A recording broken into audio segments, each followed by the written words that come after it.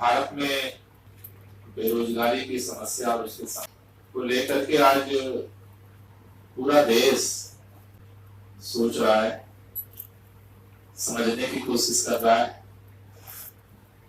और आमतौर पर चिंतित है। इस समस्या को हम टाल इसलिए नहीं सकते, रोजगार इसलिए हमें चाहिए। किसी को रोजगार करना, काम करना अच्छा नहीं लगता, लेकिन काम इसलिए करना चाहिए, काम का अवसर इसलिए चाहिए, रोजगार इसलिए चाहिए कि उससे हमारे जिंदगी को संचालित करने के लिए साधन उपलब्ध होते हैं। और जिंदगी को संचालित करने के लिए, चाहे व्यक्तिगत आपकी जिंदगी हो, चाहे आपका परिवार हो, चाहे आपका देश हो, सबके जिंदगी को संचालित करने के लिए हमें आमदनी चाहिए। आमदनी के बगैर संचालित नहीं हो सकता। और आमदनी बैठे बिठाए नहीं आ सकती, इसलिए काम चाहिए। इसलिए इसको कोई अवॉइड भी नहीं कर सकता है। लेकिन इस चीज को भारत के अंदर जब हम चर्चा करते हैं तो सामान्य तौर पर जो हमारा मानस, हमारा दिमाग जो जाता है, आमतौर पर सरकारों ने जो प्रचारित कर रखा है, सामान्य समझ जो हमारी है कि इतनी जनसंख्या बढ़ गई, सबको रोजगार कैसे मिल सकता, वो दिखता भी है। गांव में कोई बेरोजगार नहीं होता। क्यों नहीं होता? गांव के अंदर जो जातीय संरचना थी, उसकी जो समस्याएं थी, उसको एक तरफ अगर हम रखें, जिसका समाधान नहीं किया हमारे समाज ने, लेकिन आर्थिक व्यवस्था को अगर आप देखो, गरीबी थी, आमदनी कम थी, बेरोजगारी नहीं थी। क्यों नहीं थी? क्योंकि गांव के अंदर जो समाज रहते थे, जो लोग भी रहते थे, उनके लिए कृषि में काम करने के लिए अवसर उपलब्ध थे। तो उस समय हमारी अर्थव्यवस्था में आर्थिक आमदनी ज्यादा नहीं थी, लेकिन बेरोजगारी कम थी। दूसरा, उस अर्थव्यवस्था में जो गरीब से गरीब व्यक्ति था, उसकी भी हिस्सेदारी थी आंशिक रूप से। आज जो व्यवस्था पैदा हुई है, उसमें खास तौर से अगर आप देखेंगे, पूरा जो परिदृश्य है भारत का, पढ़ा लिखा बेरोजगार सबसे ज्यादा। शहर में भी, गांव में भी मजदूरी करने के लिए लोग ढूंढे जा रहे हैं। श्रम आधारित काम करने के लिए आज भी लोगों की तलाश हो रही है। इसी दिल्ली के अंदर एक कारीगर 500 रुपए, 600 रुपए, 700 रुपए, 800 रुपए, 1000 रुपए दिहाड़ी में मिलते हैं, इसी दिल्ली के अंदर। लेकिन इसी दिल्ली के अंदर 200 रुपए की दिहाड़ी में कंप्यूटर सीख करके बहुत सारे जो ये फुटकर जो इंजीनियरिंग और एमबीए की फैक्ट्रियां खुली हैं, मोहर ठोक डिग्री बांट देती हैं। तो एमबीए, एमसीए, बीबीए करके भी बच्चे 5-5 हजार, 6-6 हजार, 8,000 रुपए में महीने में काम करने के लिए मजबूर है। तो अगर भारत के अंदर आज की तारीख में अगर हम देखें, तो जो सबसे बड़ा जो बेरोजगारी का कारण जो सामने आ रहा है, वो जो सबसे बड़ा प्रमुख कारण आ रहा है, वो हमारी पूरी जो शिक्षा प्रणाली है। क्योंकि सबसे ज्यादा जो आज बेरोजगार है, वो बेरोजगारों की संख्या पढ़े लिखे लोगों की। दूसरा,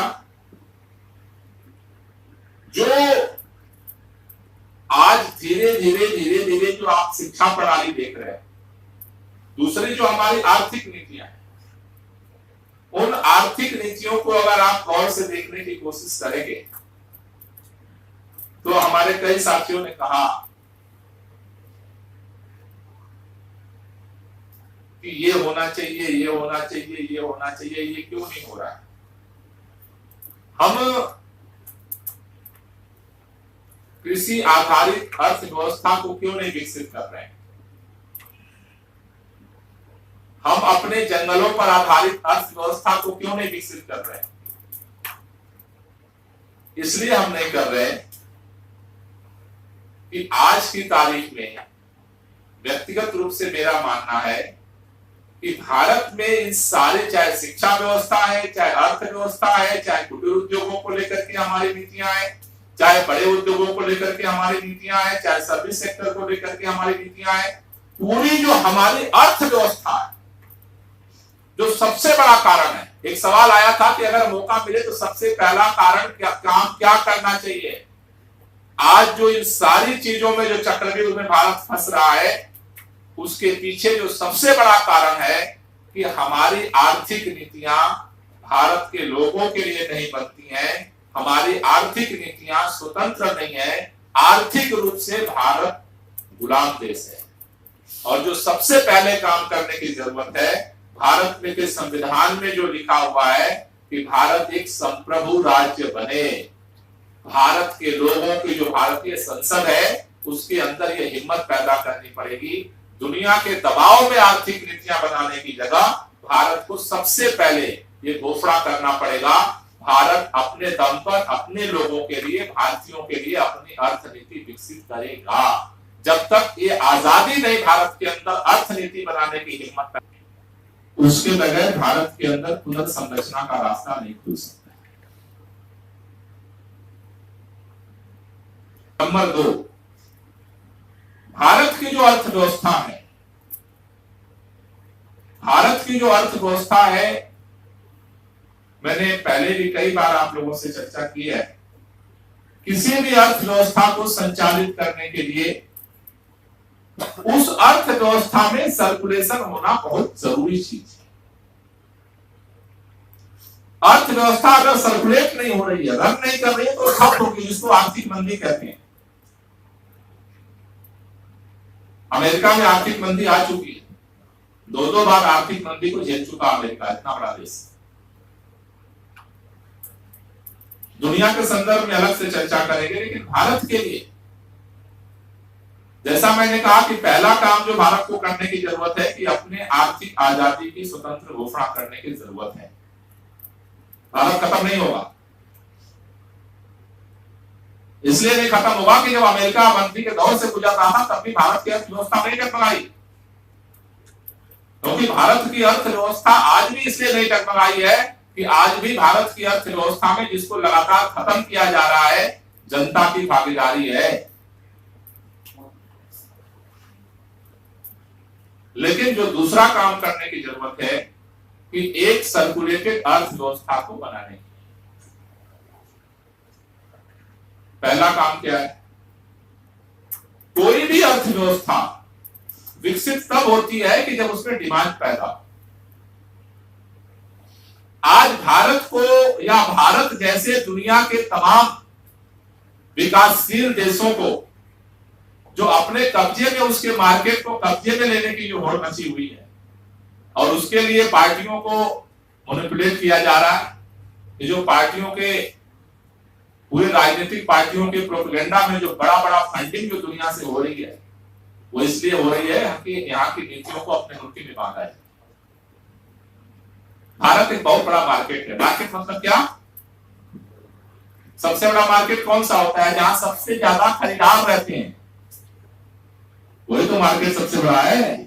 उपभोक्ता जहां सबसे ज्यादा है, वो सबसे बड़ी मार्केट है। भारत में उपभोक्ताओं की तो कमी नहीं है।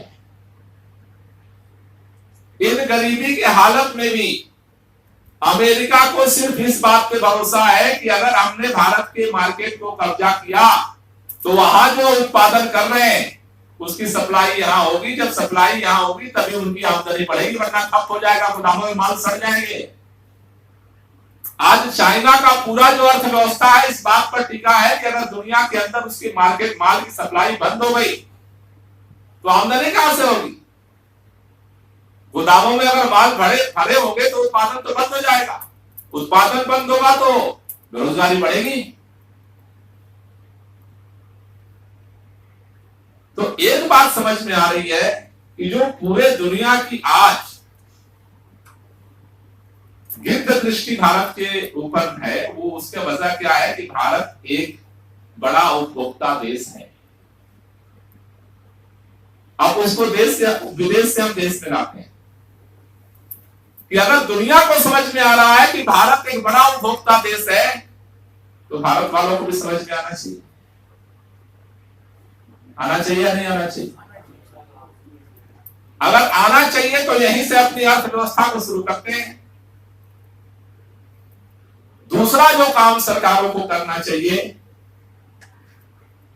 कि भारत के अंदर जो भारतीय जनसंख्या है, भारतीय आबादी है, भारतीय मतदाता है, सबसे पहले उसके आमदनी को बढ़ाने का इंतजाम करना चाहिए।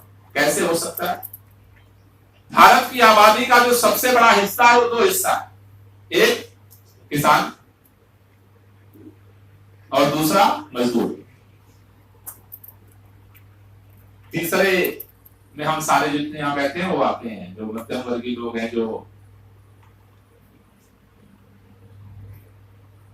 मजदूरी और किसानी से बाहर है, ये हिस्सा बहुत कम है। तो सबसे बड़ा हिस्सा क्या है? किसानों का है, और सबसे बड़ा हिस्सा क्या है? मजदूरों का है। लगभग 90% भारत किसानों और मजदूरों से बन करके आज हमारे सामने है। तो सबसे पहला काम क्या करने की जरूरत है? नंबर दो काम जो करने की जरूरत है कि किसानों की जो आज फसल है, जिस पर वो मेहनत करते हैं, पसीना बहाते हैं, हमारी जिंदगी के लिए जरूरी है, किसानों की जो फसल है, उनका जो श्रम है, उनका जो लागत है, उसके अनुसार उनके फसल का दाम उनको मिलने की गारंटी करनी चाहिए। उससे क्या होगी? उनकी आमदनी बढ़ेगी। और दूसरा कि इस देश के अंदर जो भी मजदूरी, जो भी श्रमिक हैं, जो श्रम करते हैं, जो लोग, उन लोगों का जो मिनिमम वेज है, न्यूनतम मजदूरी, हम अधिकतम की बात नहीं कर रहे, न्यूनतम जो एक जिंदगी को जीने के लिए जो मजदूरी है वो उनकी बढ़नी चाहिए। अगर किसानों की आमदनी हम बढ़ा देते हैं और मजदूरों की आमदनी बढ़ा देते हैं, यानी कि देश के 90% लोगों की अगर आमदनी को हम बढ़ा देते हैं, इसका परिणाम क्या होगा? जब उनकी आमदनी बढ़ेगी तो वो कहां जाएंगे? बाजार में जाएंगे।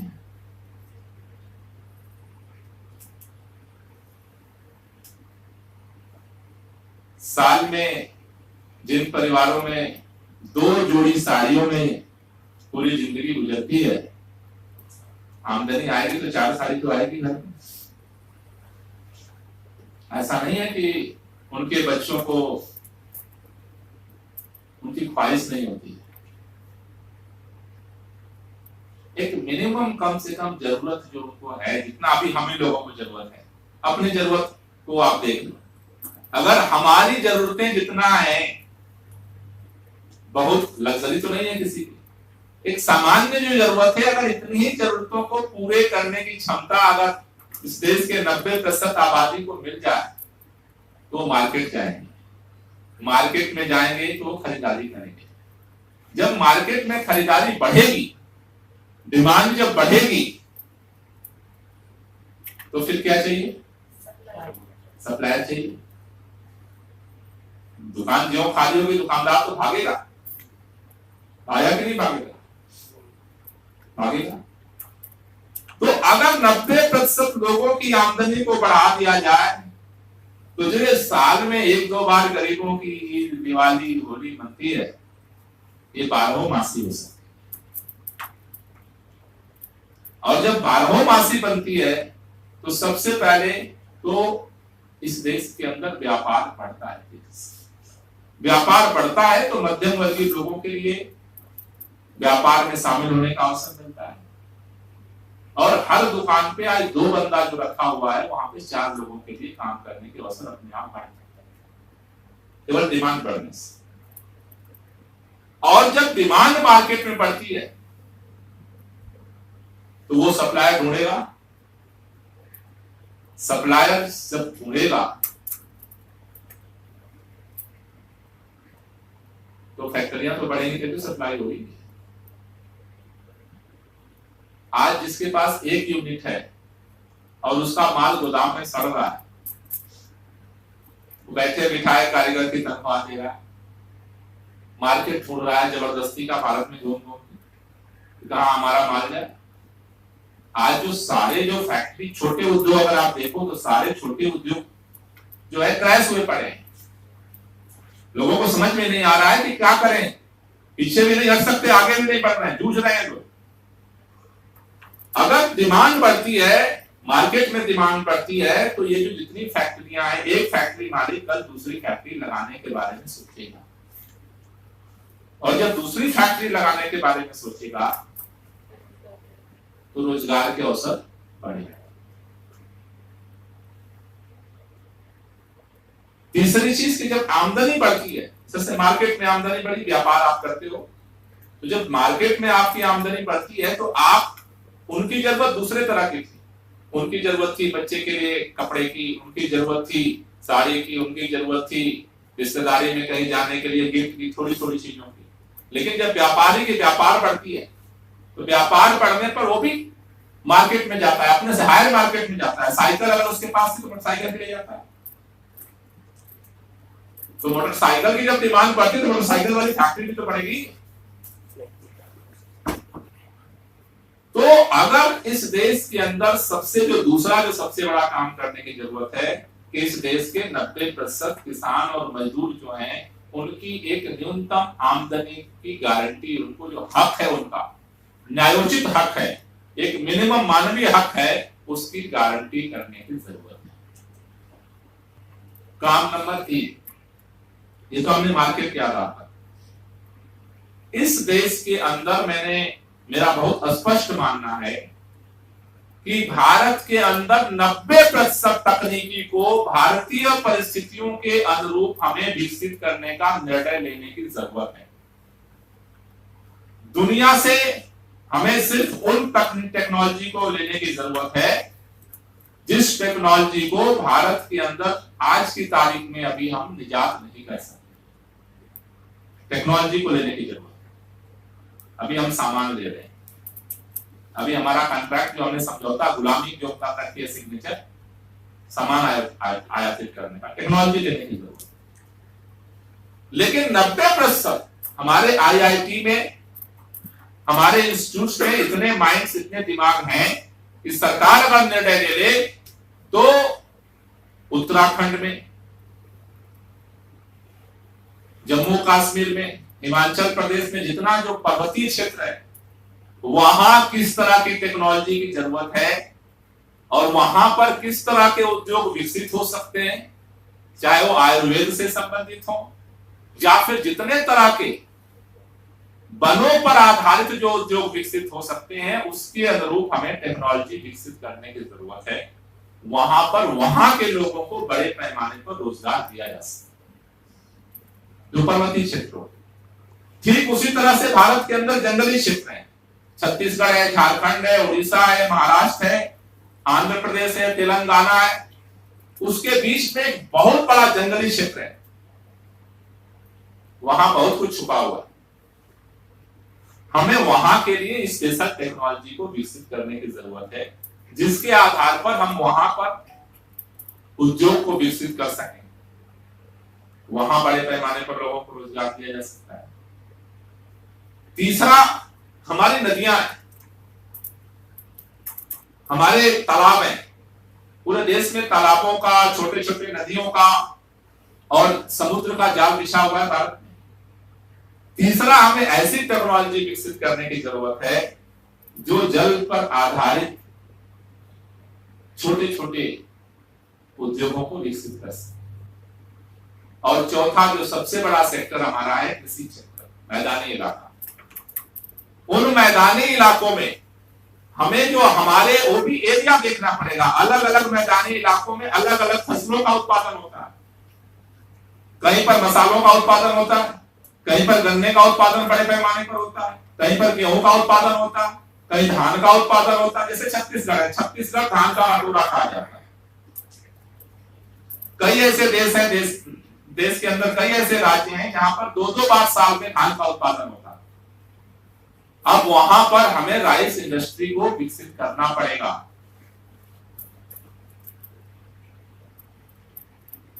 और इससे आपको जो ये शहरों में मारामारी हो रही है ये बंद हो सकता है।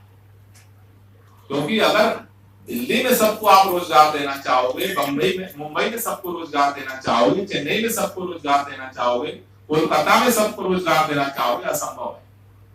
भारत के लोगों को भारत के अलग अलग हिस्सों में रोजगार का अवसर प्रदान करना। और अब यहां पर आता है तीसरा जो पॉइंट है टेक्नोलॉजी के बाद, कि हमारी शिक्षा व्यवस्था।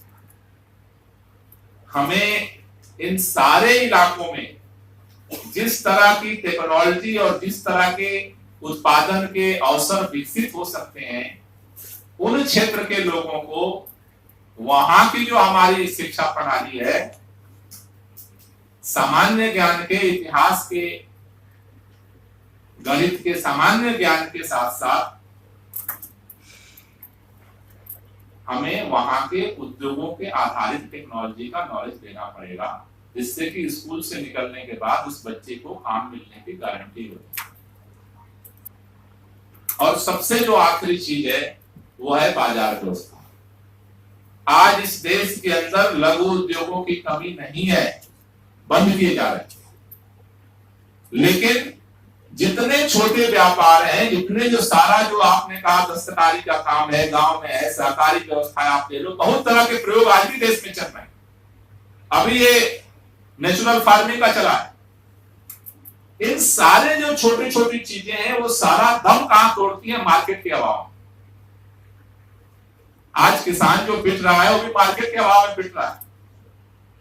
तो इस देश के अंदर एक सेमी सरकारी मार्केट को विकसित करना पड़ेगा कि अगर मान लो कि किसी गांव में अगर किसी चीज की कारीगरी दस्तकारी अगर हो रही है, महिलाएं अगर कोई काम कर रही हैं, उनके लिए जो सबसे बड़ा संकट है वो है मार्केट का।